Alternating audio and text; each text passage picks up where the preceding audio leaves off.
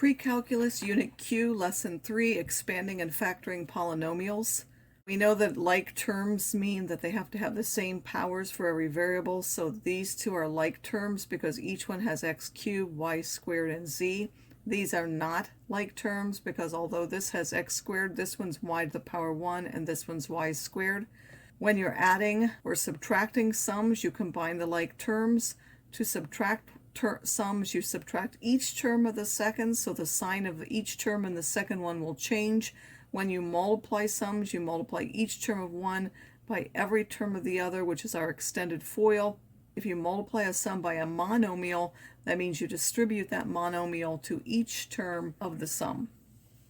So if I want to combine these, we're adding, I have to look for the like terms. So these two are like terms. I have 5 of these and 6 of these. That will give me 11 of them. This one does not have a like term, so I write it. This one has a like term. These two are like terms. 3 and 8 gave me 11x. And then this one did not have a like term, so I wrote it. When I'm subtracting, again, I'm combining like terms. It's helpful to take away the parentheses for the second one by distributing that minus. So you simply write the first one and then you change the sign of everything in the second one. Inside it's positive, so when I subtract it's minus. Inside it's negative, so when I subtract it's positive. This one was positive. When I subtract becomes negative. Then I look for like terms. I have 7x cubed minus 6x cubed is just 1x cubed. 4x squared plus 7x squared is 11x squared. And minus 3x minus 8x is minus 11x. When I'm multiplying, I use extended FOIL, x cubed times x squared. Again, we're multiplying those. That means we're adding the exponents. So 3 and 2 makes us x to the 5th. X cubed times 3x will give me 3x to the 4th. X cubed times that minus 7x cubed. Then I go to the next term, minus 5x squared times this, minus 5x squared times this, minus 5x squared times this to get the next 3 terms. And then finally 4x times each one of those to give the last 4, and then you're going to combine like terms.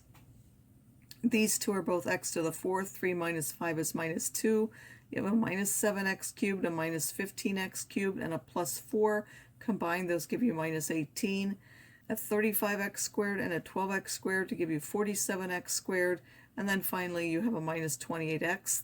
This is a monomial times a whole sum, so you take this times each one of those. 5x squared times x cubed, again you're adding the exponents, will give you 5x to the 5th. 5x squared times minus 5x squared, you multiply the numbers, that's minus 25, and then to multiply these you're adding the exponents, so that will give you x to the 4th. There are special ones that is helpful to remember.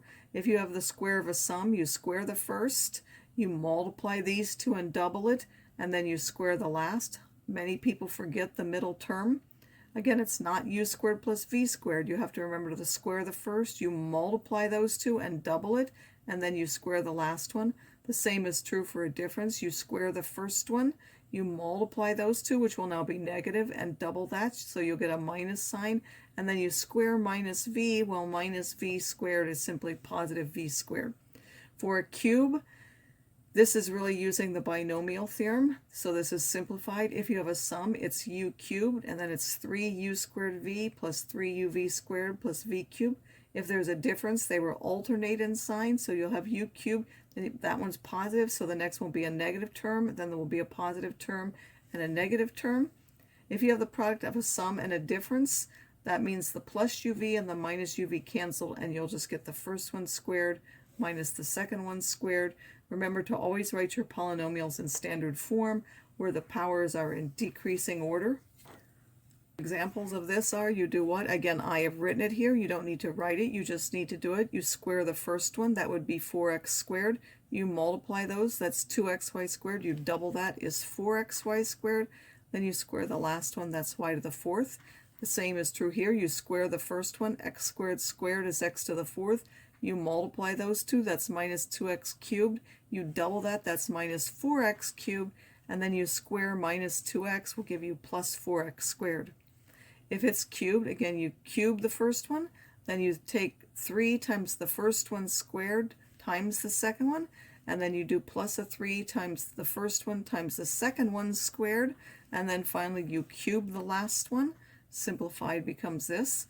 and this is a minus and a plus, so the inner 2 and the outer 2 will cancel, and you'll just get 2x times 2x is 4x squared, and 3y squared times 3y squared, 9y to the fourth, and there will be a minus in front because that's a minus times a plus, so that will be a minus.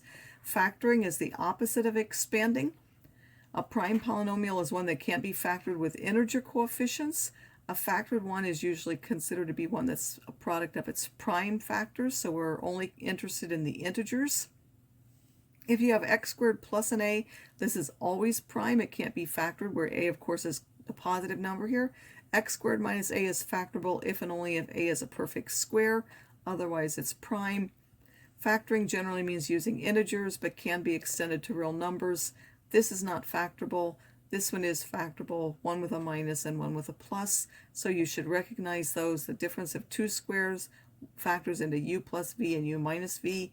U cubed minus v cubed is u minus v. Then you square the first one. You multiply those, but you change the sign, and then you square the last one. The same is true here. This was a plus, so this will be a plus. U plus v. You square the first one. You multiply those. You change the sign. This was plus, so this will be minus, and then you square the last one will be v squared. So if I factor this, I have to recognize that this is one thing squared minus another thing squared. That's 2x squared minus 3 squared, so it factors into 2 minus 3 and 2x plus 3. This is an x cubed minus a 3 cubed. That's a difference of 2 cubes, so I do x minus 3, and then I'll get x squared plus 3x plus 9. This is a sum of 2 cubes. This is a quantity 3x cubed, and then this is 4 cubed, so I have to recognize that. Other things that you have to do are factor out common factors. You factor 4 terms by grouping, where you group the first 2 together and the last 2 together. You take out the GCF of this one, and you take out the GCF of that one. Then you look at that common factor, take it out, and whatever's in the other factor is what's left in there. The factor trinomials, it depends on whether a is 1 or a is prime or a is not prime or 1. So if a is 1, there are only 2 things that you can have. There have to be an x in the front and an x in the back. And then these d and e, they have to be factors of c. You want to pick the 2 factors of c that when you add or subtract them, you get the number b. How do you decide if c is a positive number? You want the 2 that add. If this is negative, you want the 2 that subtract. If you have a prime number a in front, then you add only factors into ax and then 1x, and then you do the same thing. You want the factors of c so that they will now either add if that's plus or subtract if they're minus to give you b, but now one of those has to be multiplied by that a, so you're going to get a times e and d. Those 2 things have to either add or subtract to give you that b. And then when you have something that's not prime or 1, you have to look at all the different possibilities for how you can factor them. 12 has many possibilities. You have 12 times 1 or 6 times 2 or 4 times 3. And then you have the factors of 6, 1, 6, 2, and 3. And you need to find the one. It could be any one of those. This is negative, so you want the ones that subtract. You have to find the ones that you put in there and will subtract to give you 1. If you do that and you put the 2 here and the 3 here, this will give you 8. This will give you 9. 9 minus 8 is 1, so that one will work. And then because this is negative, you need the bigger one to be negative. 9 is bigger than 8. You make this one negative and this one positive. I'm going to skip this method. Again, we won't use that unless we absolutely have to. A trinomial like this is factorable only if b squared minus 4ac is a perfect square or 0. So if you're not sure if you can factor, you can first find b squared minus 4ac. This is minus 8. It's not a perfect square. It's not 0, so this isn't factorable. I don't need to worry about wasting my time on it. Trinomials can be factored in variables other than just x. So this is actually a trinomial in x squared because that's x squared squared, and then this is x squared. So we're going to put x squared in each one and then look for factors of 12 that add to 7. Those would be 3 and 4. This is also a quadratic trinomial. This one has an x squared, this one has a y, so I'll have to put x's and y's in both of them when I factor.